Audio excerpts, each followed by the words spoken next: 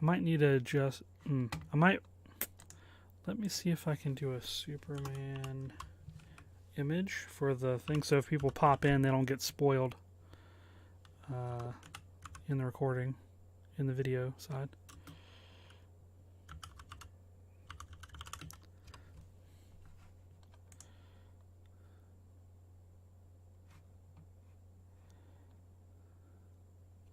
Is there a whole lot that you'd even consider a spoiler for Superman?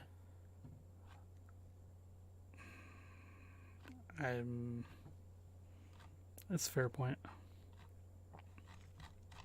And I'm not even trying to be snarky about it. I'm just wondering.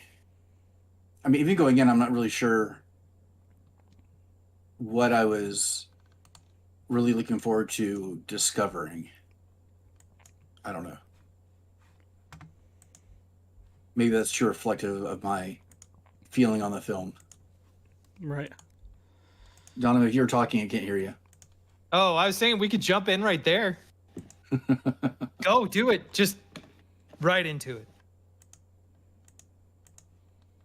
I do have to say, the more movies that I have seen, the more confident I am in my bracket thus far for the summer blockbuster. Yeah, for a summer wager, yeah. Yeah, the summer wager that we did, ranking the different ones. It's pretty interesting when you look at what has made the most so far. Not counting Minecraft, because Minecraft is the biggest movie of the year so far. Yeah, but we didn't add that one. Minecraft is not a summer movie. Yeah. Yeah, it came out back in March. Yeah.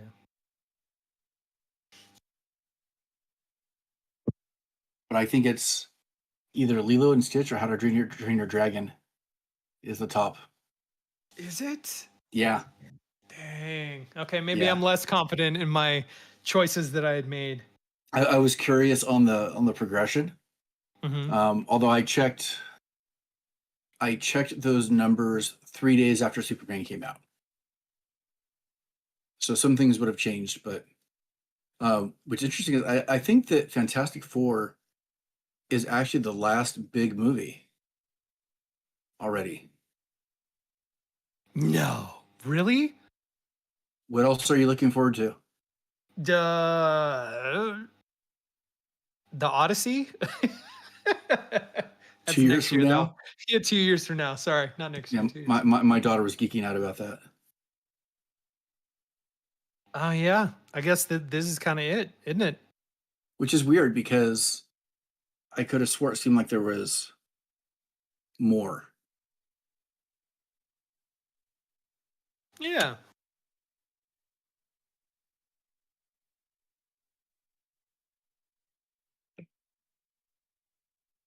All right. Let me take a sip of my drink here.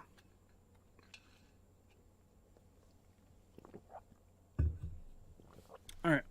I think I'm ready. I put Spoilercast in the title of the video. I posted in our Discord saying Spoilercast. I've done all. I put an image in there too, so I've done all I can do. All right. Let's get into it.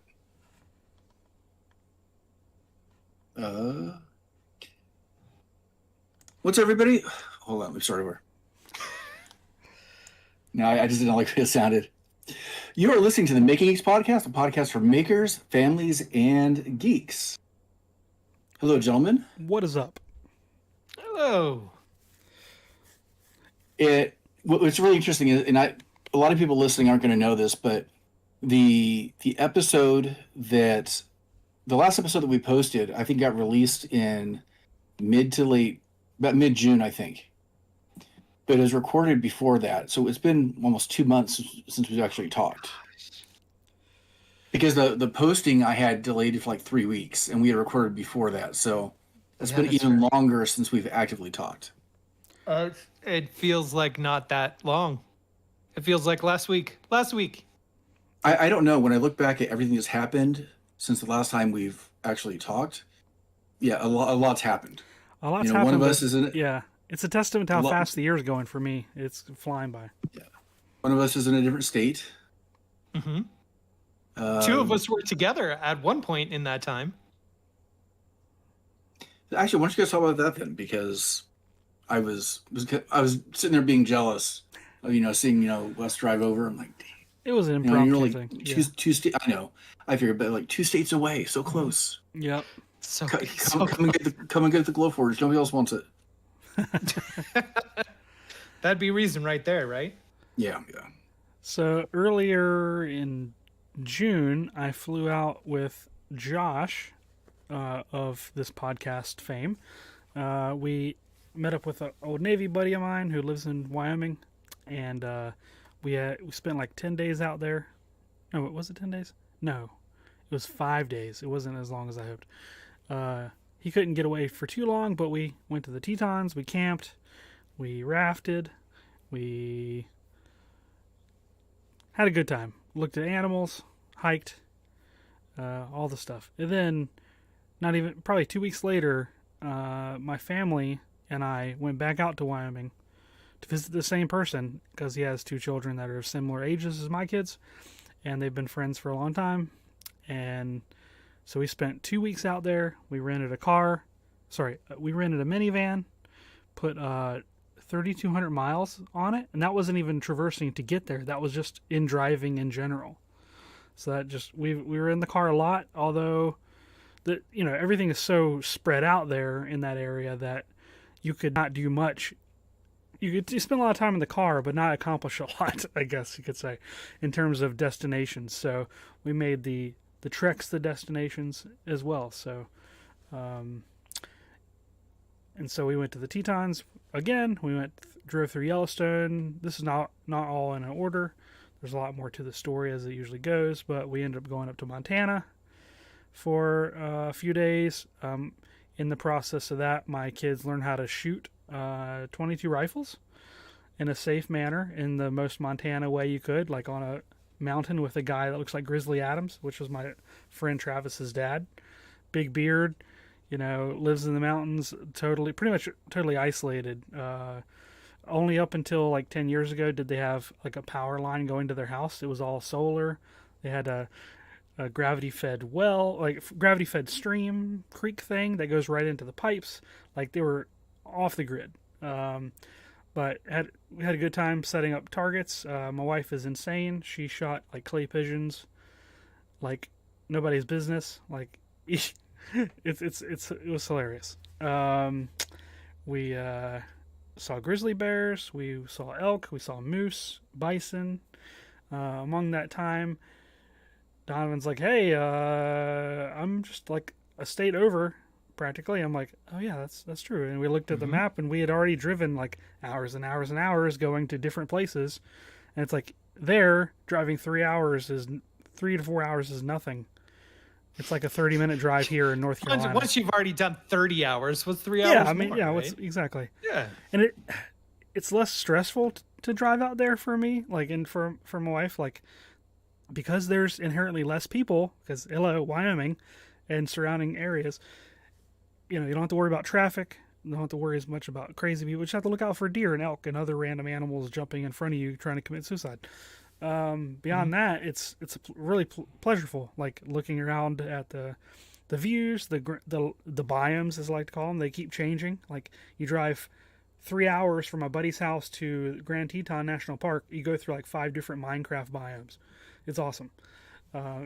Like Wile E. Coyote could have like been there. There's like plateaus and buttes and cliffs and valleys and you name it. So we went out got to see Donovan for like just about 2 days. We spent the night there. We rented a hotel, brought the family, and hung out with you guys. Yeah, it was amazing. I'm glad, because originally I offered for us to come out there. Yep. And hang out, and he's like, "No, let me come down there." And I'm glad you did. And we got to throw Mark into awesome. the mix too. Amazing. Mark Schaefermeyer, who's I know. a friend of the podcast. Yep. Mm-hmm. It was like a little mini maker meetup, Utah edition. It was really beautiful. Because that's one of the things that's happened to me since the last podcast is I moved. I'm in a new space, which has been an experience. Or are you happy with the move overall? I mean, I know that I'm sure there's challenges and stuff, but you've been trying to get out of Oklahoma for so long that now that you've finally done it, I'm wondering if, It's been an adjustment. I'm not after we've been here a month now. I'm not entirely convinced that we were ready to do this. We're kind of learning from firsthand experience that it's like, maybe we weren't ready for this. But it's been great. The views have been phenomenal. We are surrounded by mountains. We get to overlook the disappearance of the Great Salt Lake. I am thirsty all the time because it is so dry here. So that's been its own adjustment. But there's been a lot of stuff going on. We go for hikes as a family all the time. We play outside in the summer, which is crazy because who does that? Because we never used to. So it's been great. It's been very busy. It's a new house, and so there's like projects associated with coming into a new house and trying to fix things that are broken and make the space your own. And so one of the things that I've been doing is trying to convert what will be my office in this house into Purra's study from Tears of the Kingdom. So I've been going through that whole process. I designed out what the space is going to look like in CAD, in SketchUp, and I started painting. And I got an app. I don't know if you call them that for the VR. That's called Contour, that allows you to take images and broadcast it on a surface. And then while wearing the VR headset, you can trace over the image in real time, like through the headset. And so what I did is I took screenshots of different parts of Purra's lab that I'm using Contour to project up onto the walls and trace the shapes and the designs and all that kind of stuff. And this afternoon we decided that we need to wall off part of it and put in a door to match the door from the game. And so what we're going to do is, kind of inspired by Josh of this podcast fame, we're going to do a secret Murphy door, where we're building a built-in bookcase on the outside, which is the rest of the house. So like all my kids' rooms and all the downstairs rooms and things like that. And then on the inside, it will be a faux door that looks just like the door from the game, but it'll be like our own little secret entrance into my office, because right now it's a very open communal space, which isn't great for recordings and things like that, especially for work. And so I need to wall it off. And so yeah, it's been busy. I've been very, very busy. Very busy. I don't know if you can hear the pitter patter of all the feet upstairs, but we've all been pretty excited being here. So that's great. It's been a long time in the making. During the course of the podcast, I think there's at least 3 to 4 times where it seemed like you're getting ready to get up and move. Yeah. Even possibly in North Carolina at one point. Because there was 4 separate times that we almost moved. Almost. And now we did. Now that we're here, I finally believe that we're actually moving. Now that we've already moved, I believe that we're moving. So yeah. But it's also given me, being here has also given me an opportunity to go to the theater and watch movies, because we have a movie theater like less than a mile from the house. So it's been great. For science and research, right? For science. Yep. For science. I look forward to all those upcoming projects, even though I'd still love to see a video on the Hobbit hole. Yeah, I'm finishing that up as well. That's coming out pretty soon. So. I know people have been waiting for that for a very, very long time. I know. It's and then the ridiculous. Gravity Falls house and Yep. So the time that has passed since we last talked has been pretty busy. So I finished work. I did a week-long training / conference. I did 16 hours of Unreal training. I'm in the middle of a 2-week Unity course right now, because I'm trying to implement and start a game dev pathway at my school. So I need to make sure that I have enough practice and background that I could run a couple classes. Is Unity the preferred program of you, or like the school system? Like why did you pick Unity? So a lot of it comes down to I have my lab is pretty much locked in. I have a Mac lab with about 35 computers. They're a couple of years old right now. Unity is a little bit more friendly than Unreal as far as that goes. And the training course that I did uses specifically called something called UEFN, which is Unreal Engine Fortnite. So it's basically the Fortnite game, but the full editor. And it was done that way mainly for education because it's faster to get up and running with students for a class. But the problem is that UEFN does not work on Macs. The full Unreal Engine does, but the other one, the other port of it doesn't. So I haven't made any final decisions yet because the course isn't starting this year. So I want to make sure that I'm well versed enough in both so that I could go either way if needed. Unity is easier though. I mean, so much of the stuff has already been figured out. So much of it's already drag and drop that if you basically have a list of your assets, it doesn't take a whole lot to make a quote unquote game right now. So it's fun. I'm learning a lot. Hopefully I'll actually have somewhat of a finished game done by October.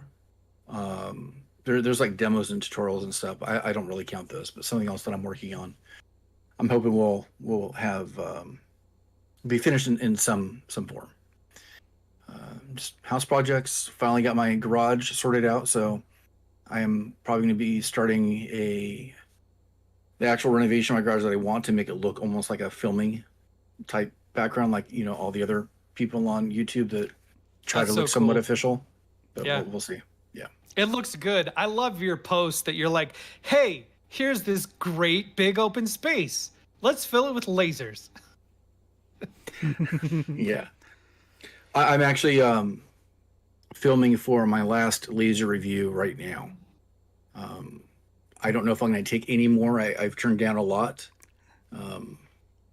You say that probably about as often as I've talked about moving. That is true, but my numbers are down so much, and I don't think I'm generating the same traffic that I'm getting the same attention. So I'm making an assumption that it's going to kind of taper out. Well, one big thing that has changed is just how ubiquitous lasers are now. They're everywhere. It used to be more of a novelty, and now other than about 3 or so lasers that are out that have my interest, I'm not interested in any other ones anyways. So it'll be more some project-based stuff, and then I have some other actual projects I want to do. So hopefully I can get to those, and we'll see what happens. I don't know if YouTube is going to continue to like my stuff anymore. It's been kind of on a downward slope for the last year, which is okay. I'm fine with that, but we'll see what happens. Things continue to change. And then I start work in about 3 weeks. So things will shift again, and both of my kids will be fully in high school. My son's going to be a junior. My daughter's going to be a freshman. So we are almost in that home stretch for becoming empty nesters, hopefully. So oh my gosh. We'll see. And then I'll probably have, I'll be sitting in my VR room. I'll have a racing sim room once the kids are gone, and maybe I have some new channels coming out at that point. my retirement hobby is hopefully coming up in a few years. I'm only 13. I'm only 13 years away from retirement. Really? Wow. Oh yeah, I'm 13 years away from 60. That's a weird sentence to say out loud. Yeah. So a long time though. Mm-hmm. So, have you guys seen any good movies lately? How's that for a segue? Well, with that as a segue, yes. Yeah, surprisingly so. Well, before we get to kind of the main course of the show today, for anybody that has not listened to our previous episode, I highly recommend going to listen to it. We did a summer movie wager where we basically looked at all the big summer releases, and we kind of ranked them for whatever ones we thought were going to make the most money in the box office. And we made a bunch of predictions, and it was a really fun episode. But there's been a lot of movies that have come out since that time. We're not going to sit and review all of them. I'm just kind of curious. What have you guys seen other than the Thunderbolts? Have you guys seen any other of the summer movies? I saw Superman and Fantastic Four today. Not Superman watched, and Fantastic Four today. I saw yeah. Superman prior a week or so ago, and then today I saw Fantastic Four. Yeah. I'm kind of in the same boat. Today I watched Fantastic Four. I watched Superman last week. The week before that I watched F1. So, and all three movies, 2 thumbs up. I highly recommend. I enjoyed all 3 of them for very different reasons. Did you guys see the second Mission Impossible? I did not. I did not. What about Karate Kid? No. Mm-mm. How to Train Your Dragon? Nope. Lilo and Stitch? Negative. Wow. Oh wow. Okay. Did you watch any and or all of those movies? No. Although I did see the second Mission Impossible. Okay. Oh, did you see Jurassic Park? Rebirth. No. Mm-mm. Okay, neither did I. I had intentions to go and see quite a few of those, but summer schedules have been kind of hectic and just other things we were trying to get done. So we didn't get to the theater as much as we wanted. I did want to see Jurassic Park in the theater because my daughter really wanted to see it. And she's not a big blockbuster person, so the fact that she wanted to see it. Anyways, we didn't. F1 I saw in the theater. It's a weird movie, but it was entertaining. Yeah, okay.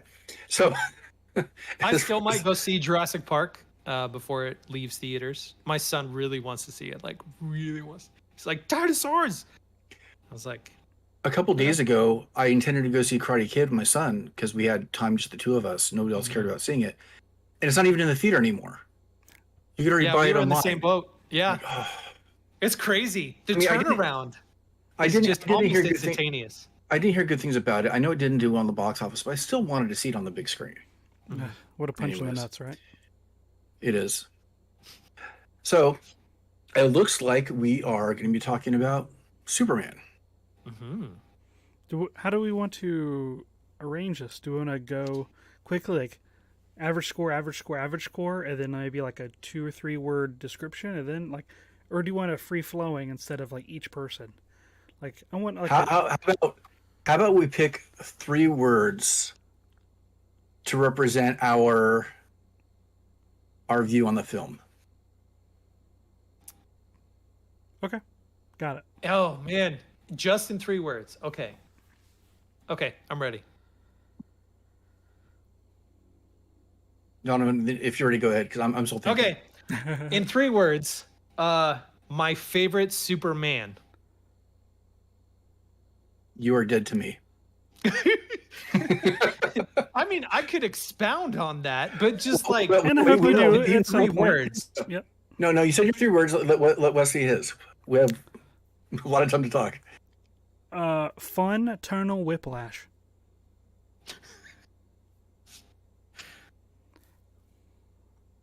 Okay, so I guess it's my turn. Mm-hmm. Strange, weird, uninspiring. This should be a good discussion. Okay. Not my Superman. Oh, what is it? So I said 6 words total. I broke my own rule. That's funny. That's funny. Yeah. I mean, I do have to say, it was my favorite iteration of Superman, even though it wasn't my favorite Superman movie, if that makes sense. I would say, yeah, I can understand that. I liked Superman. Now, saying that, most people would assume, oh, you liked the movie. I loved Superman. Let's just say I loved Superman. You liked the movie? Mm-hmm. No. I loved Superman. The character of Superman in the movie was good. I liked him. The other stuff is what I have problems with. Yeah, he is personified what I always thought Superman was like whenever I was like reading the comics or the books or anything like that growing up. That personality is what I always thought Superman was like. Not the brooding, not the stoic, not the other iterations of Superman that we've gotten in the past. Like that one is as close to what I always expected Superman to be. Does that make sense? Yeah. It's kind of like Andrew Garfield is my favorite Spider-Man, even though those aren't my favorite Spider-Man movies, just because he exemplifies what I always thought Spider-Man would be as a character and a personality. This Superman is what I always thought Superman would be as a character and as a personality. I thought it was great. I thought he did great. That actor did. I would note that I liked the Superman. I didn't like his Clark because I felt his Clark was basically Superman. His Clark didn't seem like a different character to me. And that's how I like to have him. I like to have him like an alter ego, so alternative, like different. He didn't. Maybe I know it was a choice. He didn't want to seem like bumbling or clumsy or anything like that. It's just I don't know. It wasn't enough of a different character. Like you always have that dichotomy, like Bruce Wayne and Batman, Peter Parker and Spider-Man. There's certain things one character can do that not. Like Clark probably won't want to fly around, but beyond his like super abilities, like it wasn't a different enough personality to count as a different character to me.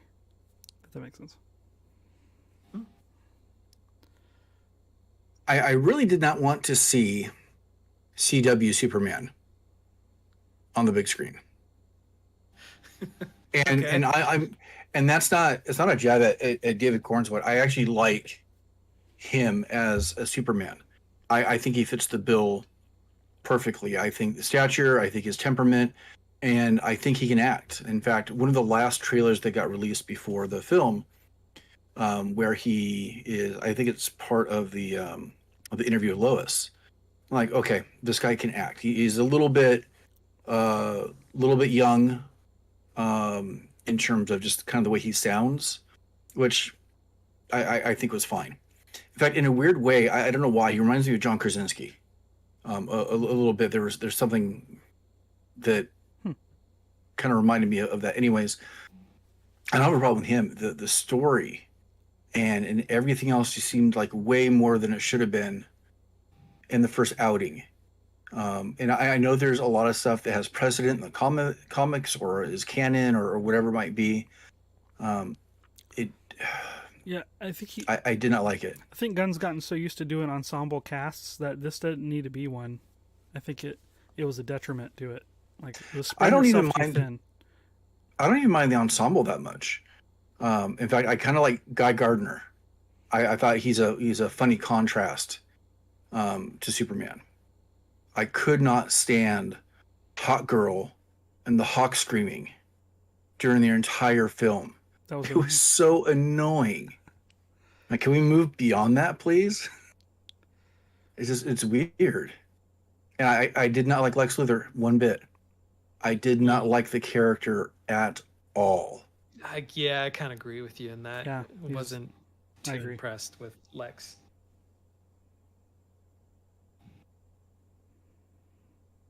Okay, so we're agreed. I have a huge appreciation for James Gunn getting this out there, and it's a huge risk. And he did a lot of risky things in this movie to launch this universe. But it's a weird contrast to what came before, even Peacemaker, which I thought was kind of his creation. The tone and temperament that's supposed to cross over with this in this universe, they don't seem to match. Yeah, tonal even yeah. Yeah, and cinematically. Yeah. Cinematically, they don't seem to match up, and I think that if they had matched up, I actually might have liked it better. And matched up how? I'm curious. Like when you say, if you take a frame, have you seen Peacemaker at all? Mm-hmm. if you take a frame of Peacemaker, and I'm talking about the cinematic look of it, even like it's not film, but like whatever film look they're using, they don't seem like they match up. And that's why I made that comment about it looks like the CW on the big screen. And I know that he wanted a big contrast with the bright colors compared to the Zack Snyder stuff, and I understand that, but I think there would have been a happier medium in between those that might have been nice, or maybe that's just a view of Metropolis. I don't know. I mean, I have a pretty big laundry list of things that I did not like that kind of took me over enjoying the movie. Yeah. My son watched it with me, and when it was over, first thing he was like, "Did you like it?" And I was like, "No, I want to see how you liked it, because I didn't want to influence him." And he's like, "I loved it." I'm like, "That's awesome, bud." And then he's like, and I'm like, "I give it." He's like, "What score would you give it?" 7. I could hold him 7 out of 10. And I didn't want to corrupt his view of it. He had a great time. And then he gave his reasons. I gave my reasons. I would say it has, for a superhero movie, it's been more positive than I thought it was going to be overall, like rating wise. But it's been kind of divisive too. Like some of my favorite critics online on YouTube, actually, half of them were like, "This is the best movie I've ever seen, Superman wise," and the other ones were basically out of my camp, where they wanted something a little more. So I know it was interesting. The biggest problem I had with it was it seemed like James Gunn was emulating Taika Waititi's kind of playbook, in that he didn't know how to let emotional moments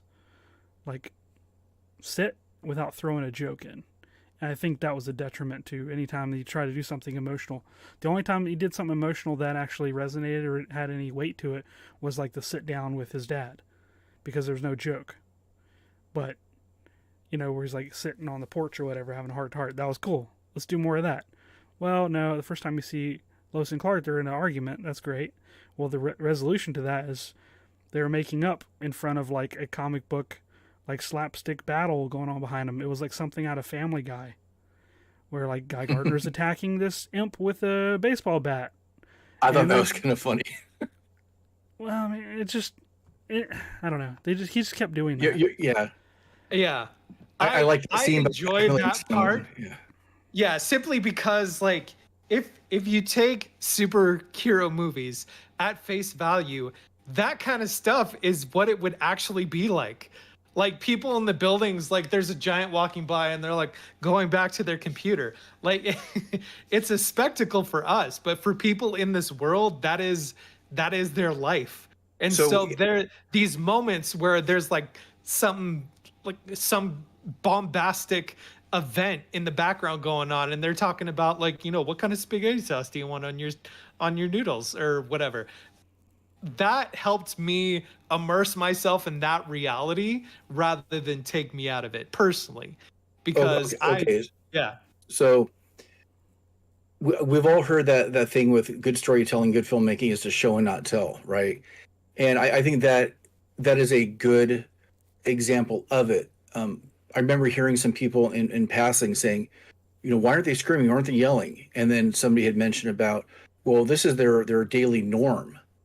I'm like, oh yeah. And if you think about it for a moment, the reason everybody with their phone, right? But the reason the reality is there. So it's kind of in the story if we learn how to pay attention to stories again. That being said, I hated the opening of the movie with the opening text. The opening of the movie, you have this beautiful shot, and there's text on the screen. They didn't need to do that. That could have and should have been revealed during the course of the movie. Enough people kind of already know. There was a little bit of information in there that was probably helpful, but once again, that would have been really easy just to roll into the storytelling in the film. Yeah. Yeah.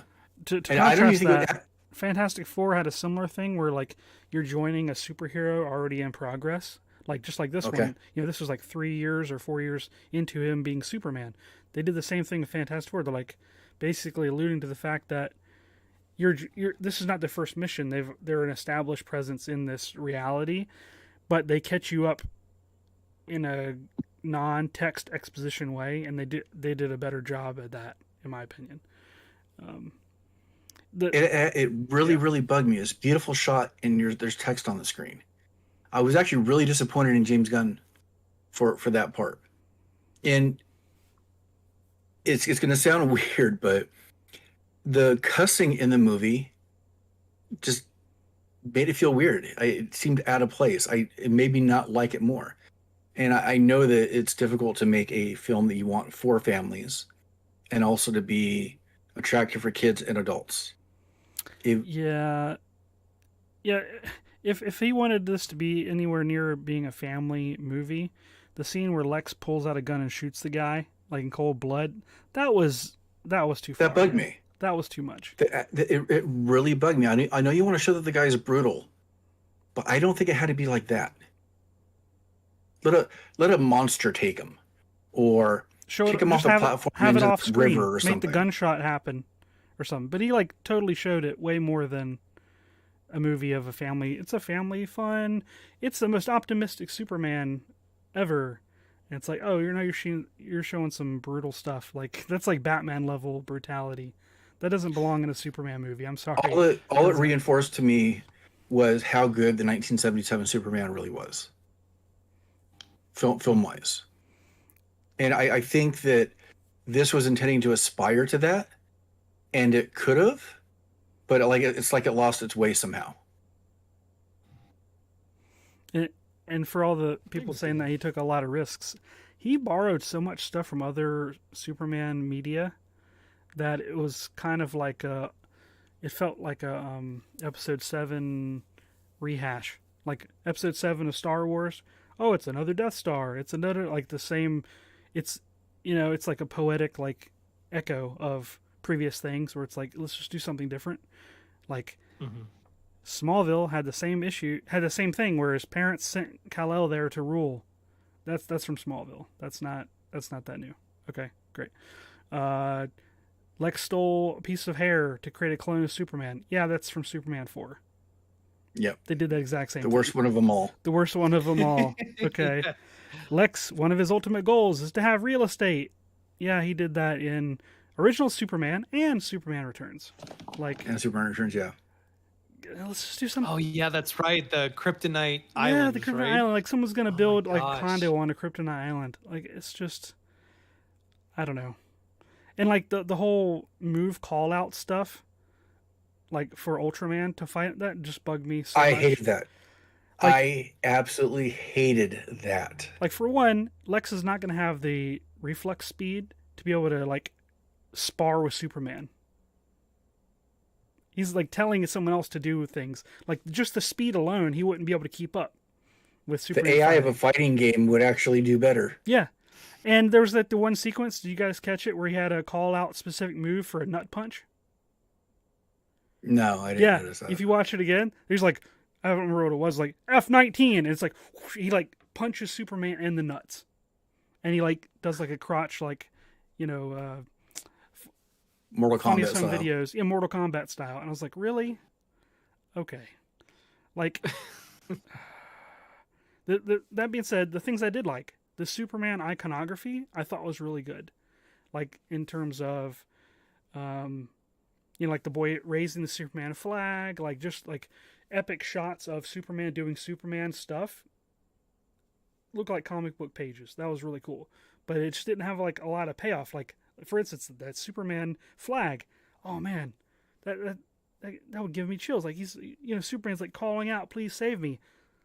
Well, guess what, kid? Superman's not going to save you. It's the B squad of superheroes that get away with apparently killing a leader of another country, but that's fine.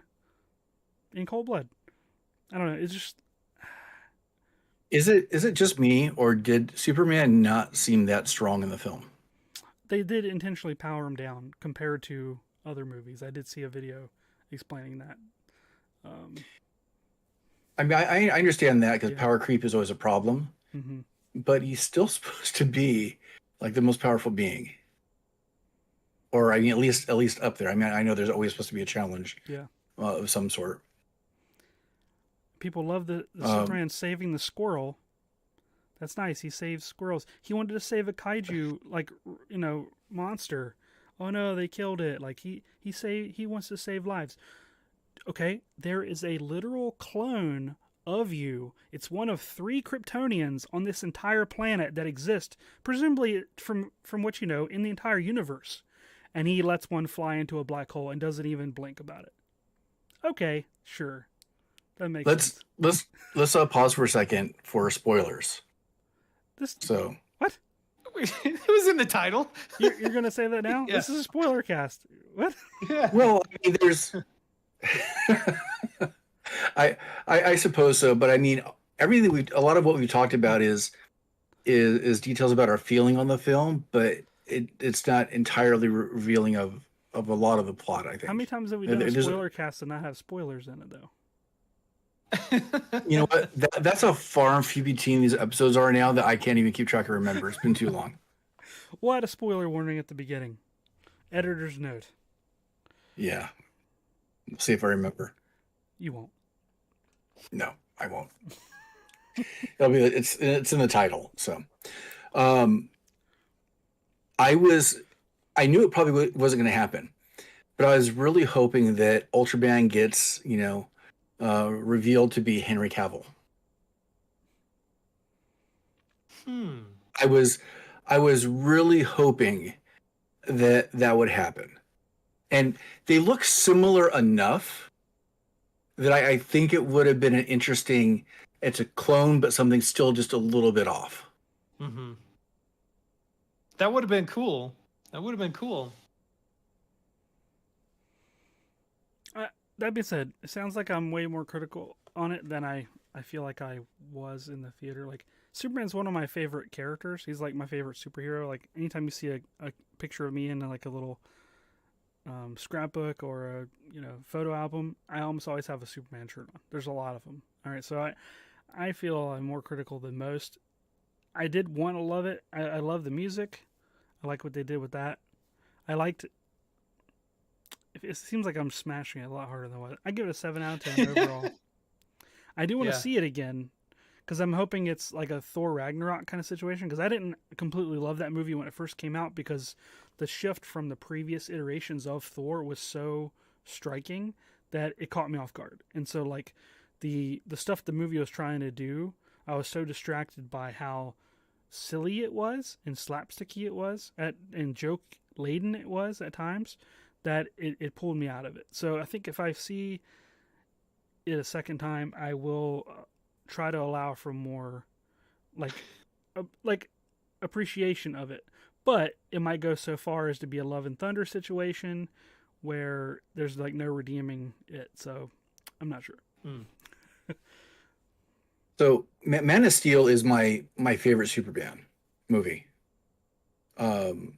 But it's mainly because I think of it being on the heels of the Batman Begins trilogy and Nolan's influence, and that period in time where we kind of like the realism of what if this character actually existed. But going back and watching Man of Steel again, still liking it just as much. It's a really, really, really heavy movie. Yeah. Emotionally heavy. And also in terms of like destruction and everything else, which is one of my biggest complaints. Just, tearing apart the entire city. This one is so contrastly different that I wish that it was just a little bit more together in terms of tone, or I don't know. I want to see it again. I want to give it the benefit of the doubt for everybody that loves the movie. I'm great. I don't necessarily need or want anybody to agree with me at all. Yeah. If you agree, if you loved it, I'm happy you loved it. Yeah. Yeah.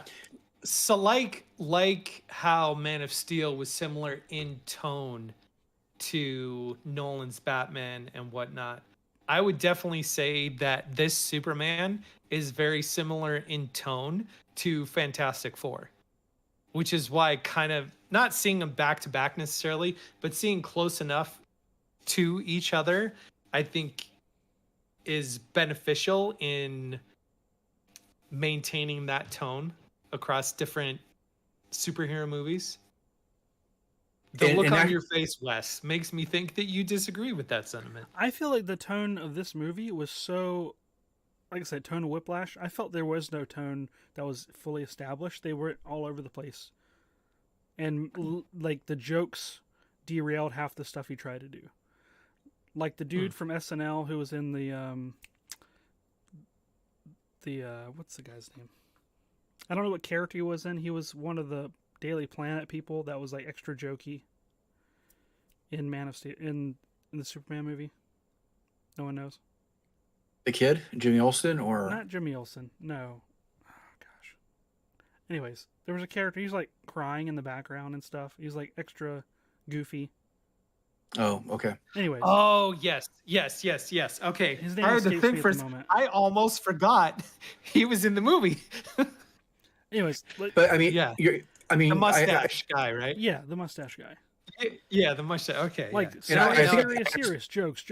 It was just all over the place. yeah, you look at the contrast of the seriousness of, or at least supposed seriousness of Lex Luthor, and then the robots in the Fortress of Solitude that have some weird and strange dialogue, and Right. there's a The mismatch. goofiness of like Lex's compatriots, like the people that were working under him, they were like silly and like the scene where spoilers, when they go to the pocket dimension, which okay, that technology alone opens up way more questions than anything else, you know. Yeah, even though it's established in the comics, it's not. Right. The introduction to it this way is strange. within the logic of the movie. Like Yeah, if Lex wants real estate, there's a whole nother zone of real estate there. You could have condos. Anyways, no, there was that one section or that one part where they had like the little prison and it had Metamorpho in the little box with Superman. So many issues with this because like he's starting to create that sun, which is awesome. Okay, that's cool. He's creating a sun to power up Superman. The people on opposite sides and they're in little cells. They're like, hey, there's a guy over here. Hey, there's a guy doing this. Oh, what are you telling him for? And they were like bickering with each other across. Did you guys even notice them? yeah. It was Yeah. like so distracting of a cool moment that it just didn't match the seriousness of that. Like just moments before, you see Lex Luthor. Yeah, that's for Gen Z. Yeah, and it was just like really so distracting and totally tone of whiplash. Like the guy, like Lex murders a dude in cold blood, and the next scene is Mr. Terrific and Lois doing like a pop ramp, like a romp through the desert, like to music. That scene would have been great if it had like if it's that's your tone, but you just came from a scene that had like cold blooded murder in it. It's tone of whiplash. It was just hard to establish. But like the Fantastic Four, I think they did it. It was very Marvel the way they did the jokes, like in the like where they allowed them to fall into. They allowed certain characters to be more of the comic relief than others, but it was like more established. There wasn't all these ancillary characters like derailing the scenes and stuff. I don't know, I thought the tone was way more even keeled, even if it was different. I thought it was better handled in the comedy and everything in Fantastic Four. But Part of the bigger issue for Superman, and it's not even fair in a lot of ways, is that this is supposed to be the launch of James Gunn's universe. So there's a lot riding on the shoulders of this. And if this is a taste of how all the movies are going to be going forward, that's kind of troubling. And we should talk about the next movie that was already kind of Announced. not previewed, but hinted at in this movie with Supergirl. Next summer. And supposedly, I think there's already been footage. The villain I'm extremely excited for. Lobo. Yeah, and with Jason Momoa, which seems like a natural casting. Mhm. But are they going to continue, like, because James Gunn's not directing that movie, but I'm wondering if the tone set in this is supposed to be what is now set out in all these films. So I have no idea. And it was really weird. And I know that people had said there's precedent for this in the comics, but it doesn't make it any easier for the audience to hear Supergirl calling Superman a bitch. It's weird. So That I felt very don't know. Peacemaker universe to me.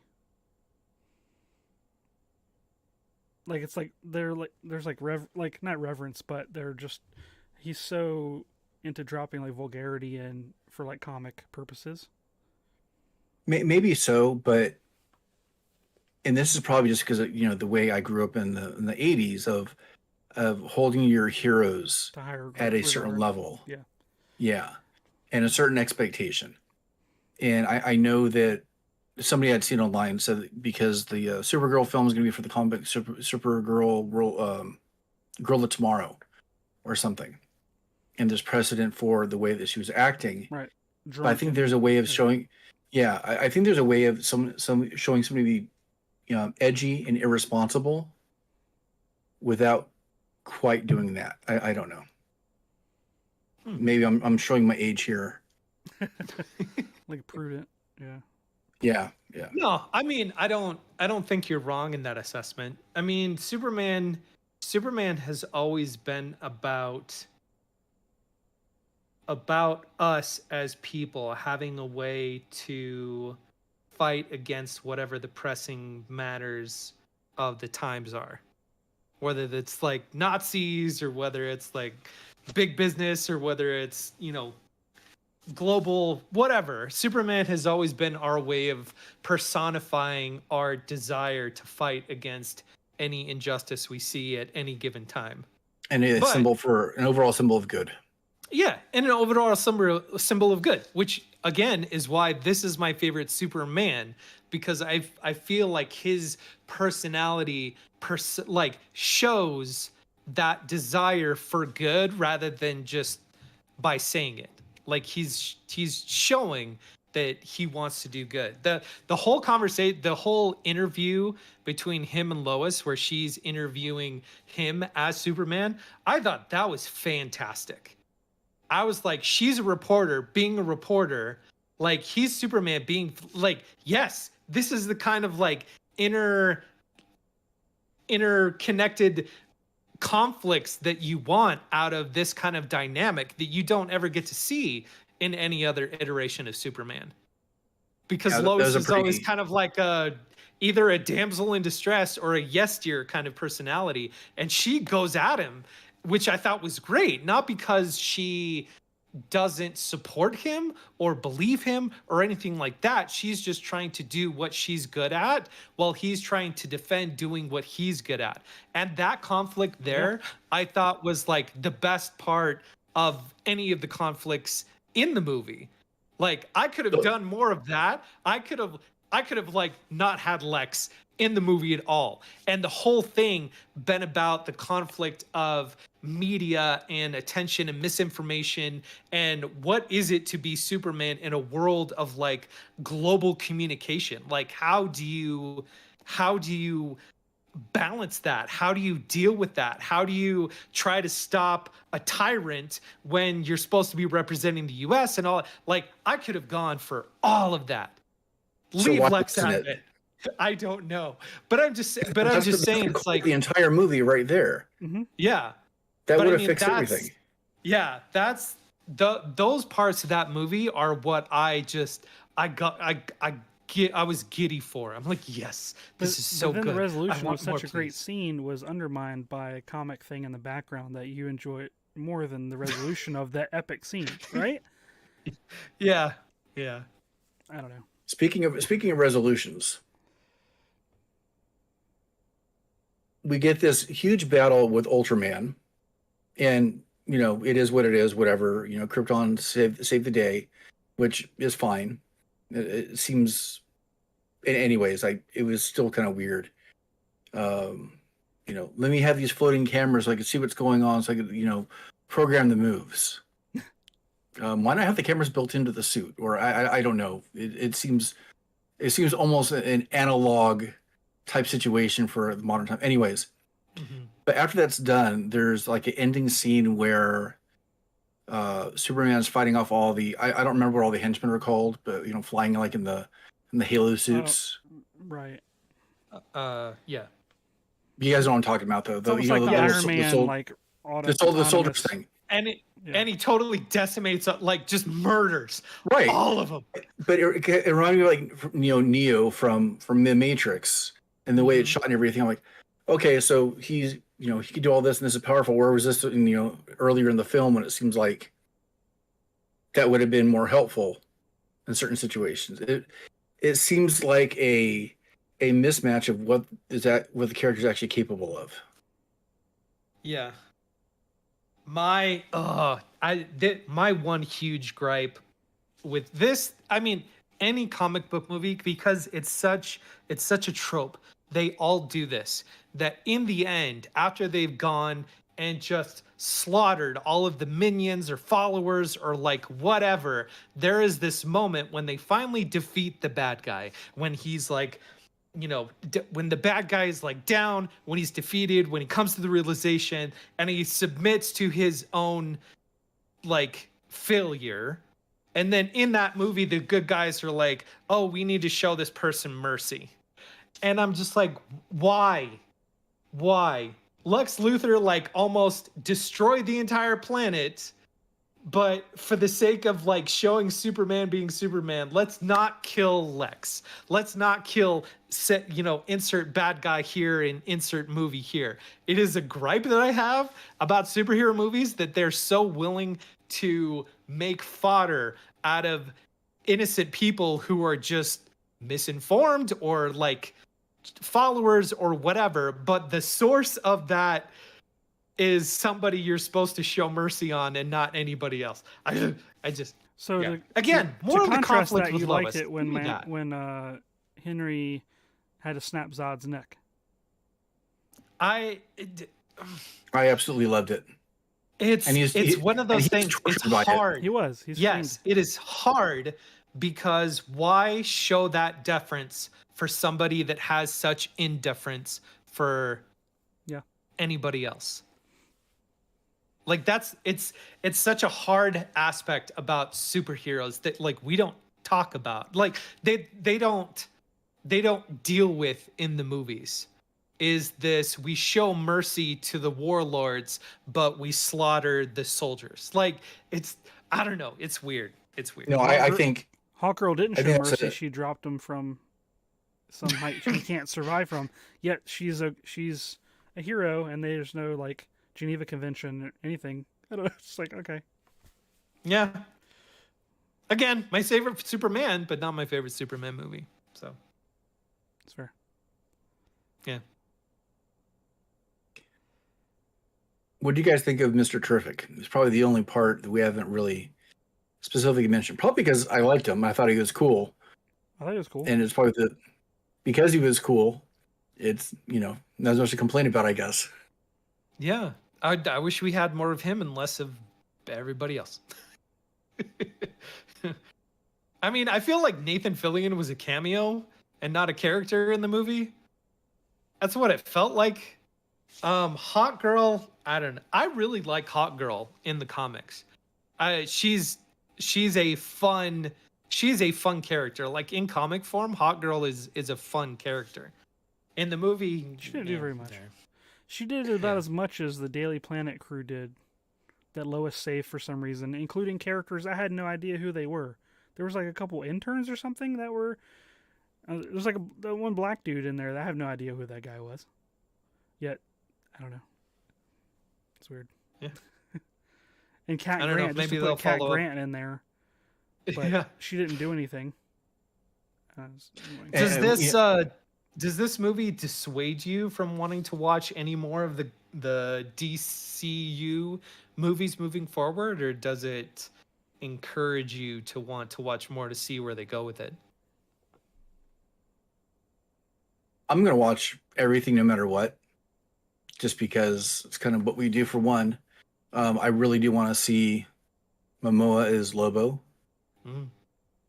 and how that kind of comes about. They've already presented Supergirl as being kind of like this edgy individual, somewhat irresponsible. What I'm curious about though is you've already established Superman. So how do you have a Supergirl movie without involving him? Unless the Supergirl movie took place during the Superman movie. Mm-hmm. Maybe. Guess we'll find out next year. Yeah, I have no idea.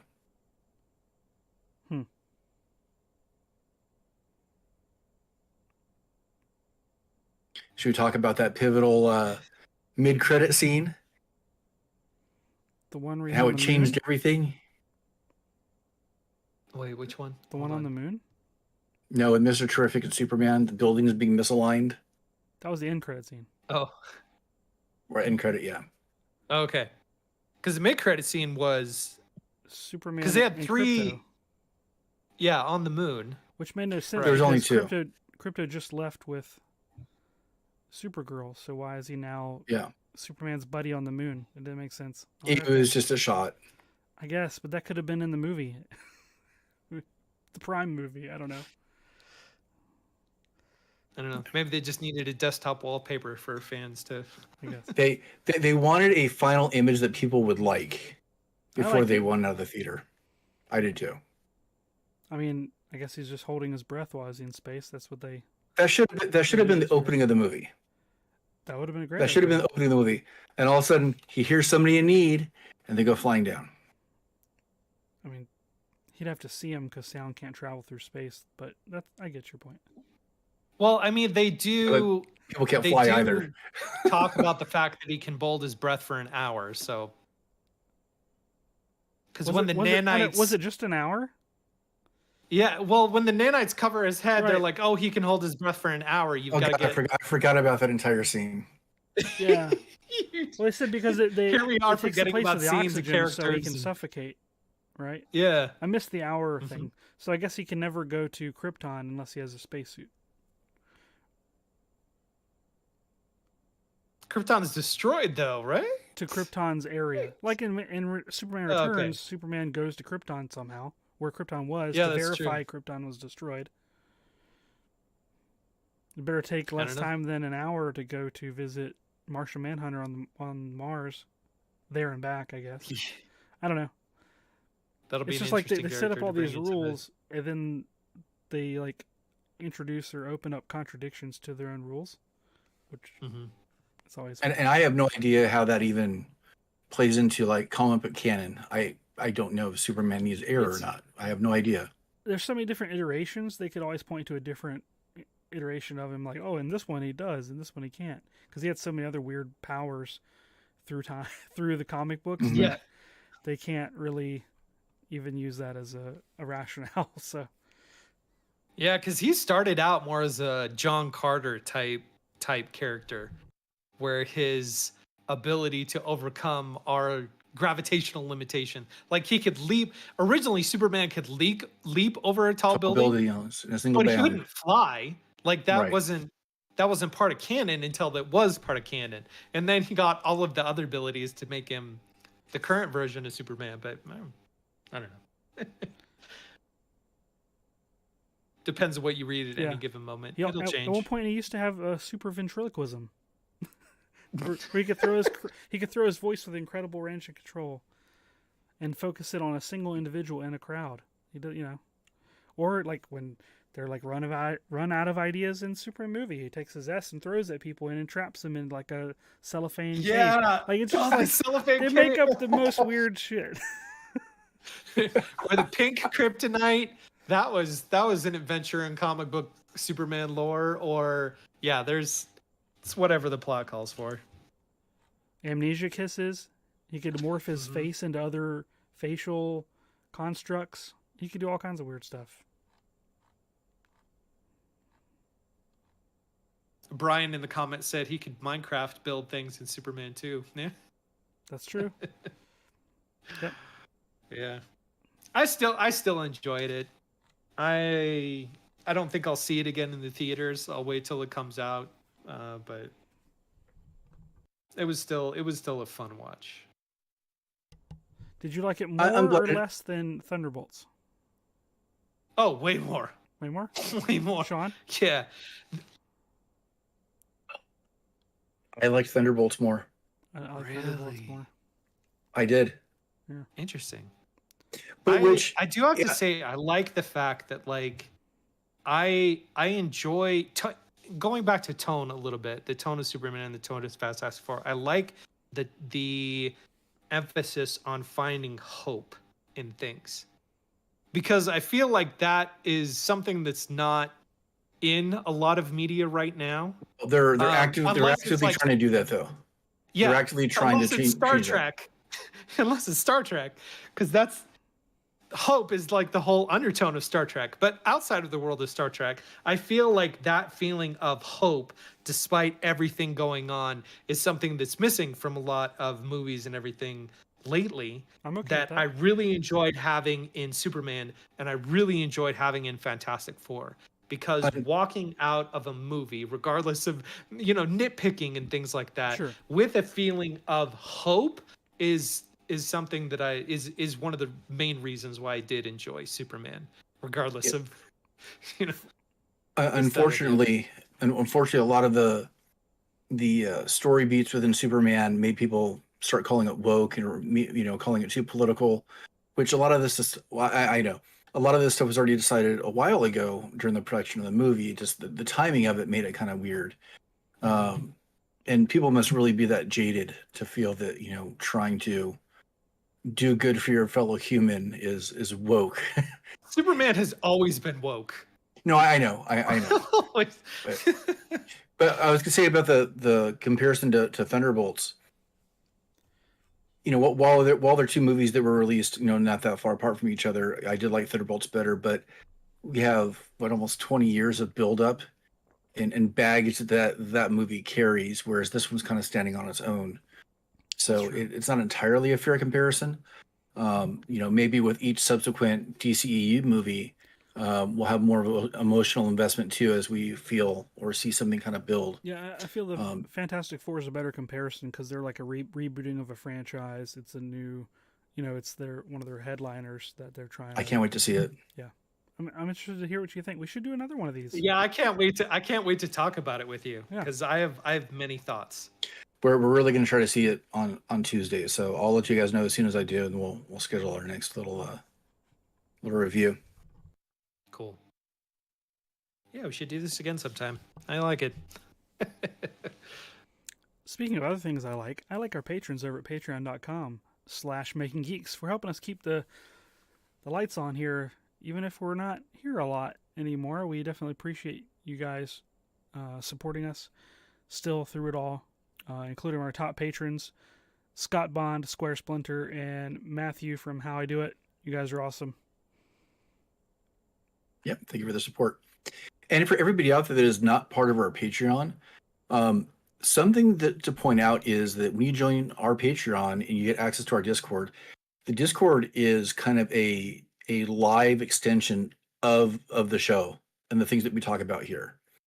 And it's, the group is great. We always talk about things that we're geeking out about, things that we're working on. And it's a pretty good way of staying in touch with everything we usually talk about during the show. So if the show isn't enough, it's not frequent enough for you, the Discord is a great place to continue to participate and be part of, all those different things that we typically talk about. So check it out. What are you guys geeking out about this week that's maybe not movie related? Oh, not movie. God, make it hard on me. Hold on. Comic-Con's going on, so there should be some announcements this week of different things. This is true. Man. Okay, so what I'm geeking out about is tree houses. That's not movie related. The house that we moved into has the beginnings of a tree house that they were going to put in the front yard. and then another structure in the backyard, which is its whole other story. But in preparation for what will eventually be building a treehouse in our front yard, I've been watching a lot of like treehouse masters and stuff to get ideas on how to do this, because I've never built a treehouse before. I don't know what I'm doing, but I'm going to do it anyway, and I just want to be as prepared as I can for when that time comes. And it's been fun looking at all of the things that you can do with tree houses. I've been geeking out about tree houses this week.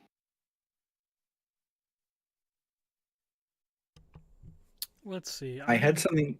Go I'm ahead. interrupting Sean. Sorry, buddy. No, you're fine. Go. Mine would be, let's see. I'm enjoying Donkey Kong Bonanza for Nintendo Switch 2. It's a lot of fun. It's very colorful. The gameplay mechanics are interesting.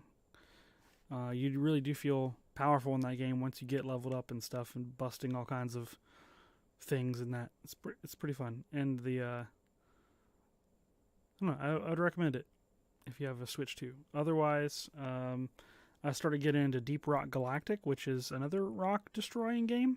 It's like 5 years old or so. But if you haven't checked it out, it's on PC. They had a Steam sale, in the summer, and I picked it up for like $10. I've been playing with Jordan, who's a member of our Discord, and it's for those who aren't aware, it's a class-based like first-person shooter.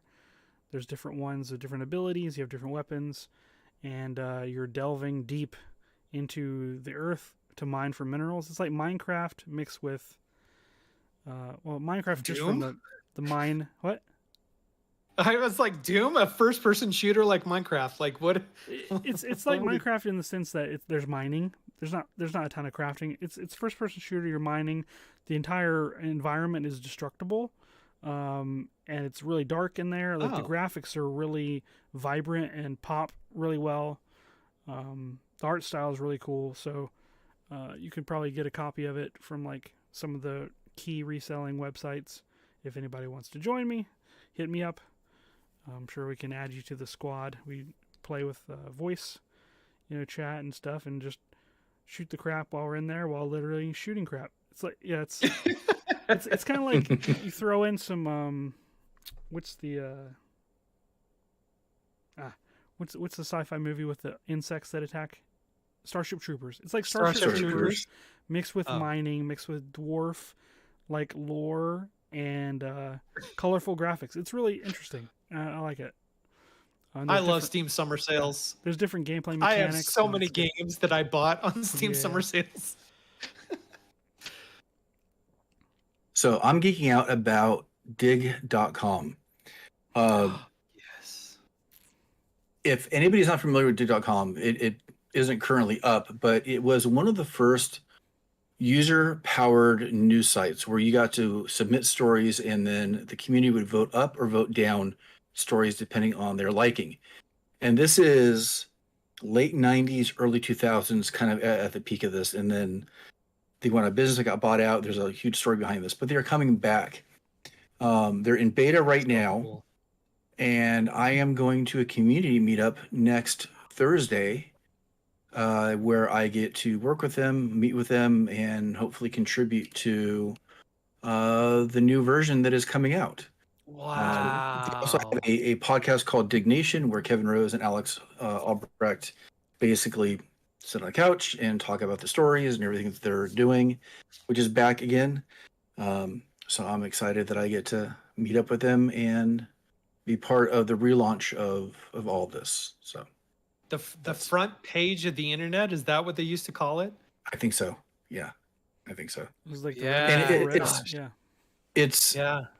it's interesting because they are relaunching at a time when politics is what it is, when social media didn't even exist as a term at that time, and trying to figure out how they can do it better, implementing AI tools, and there's a lot of hard questions they're trying to ask and address going forward. So I think it's really interesting to possibly get in on the ground floor on this and hopefully have a part in the relaunch, because I kind of believe in what they do. I like the guys, and yeah, should be fun. Looking forward to hearing about it. Yep. That's cool. Well, I think it kind of brings us to the end of the episode. So if you'd like to hear more about what we're doing, you could join the Discord and be part of that conversation, or you can follow us on our socials. Donovan, where's the best place to follow up on your stuff now? Geek Dad DIY on any and all social platforms. Are you promoting the Once Upon a Workbench at all? Because I saw that you were starting to post to that too. Or is that kind of in passing? That is branching off into its own thing, where it's completely separate from my Geek Dad stuff, where that is going to be the business facing side of what I do, and the playhouses and the play spaces and all that kind of stuff. And so that is going to be strictly for promotion of that side of the business, whereas Geek Dad DIY is going to be all my personal stuff, my vlogs, if you want to call them that, my stories or whatever, and all my projects and things that I'm working on is going to be under that moniker. Cool. Yeah. Webs, how about you? Geeksmithing everywhere. While I'm not posting a lot of stuff anymore, I'm still semi-active. Instagram gets some stories on there every once in a while. Trying to get back into it, but like anything, I only have so many hours, so it's kind of hard to devote, especially in the summertime. But I do want to kind of get back into it and get more reliable with those things for all the people that have no interest in hearing anything I say. So. And you can follow all of my stuff at Geek Builders on all the things. And I just celebrated 10th year anniversary of Geek Builders. Heck yeah, man. Yeah. So, congrats. 10 years of this crap. Amazing. Yeah. Hashtag lasers are cool. Yes, lasers are cool. You'll shoot your eye out. Yep. Make sure your optics are clean. All right, so that wraps it up for us. You'll know when we release our next episode. Just subscribe to all whatever your podcast player of choice is, and we'll be back in your ears very, very soon. So take care. Thanks. See you next time.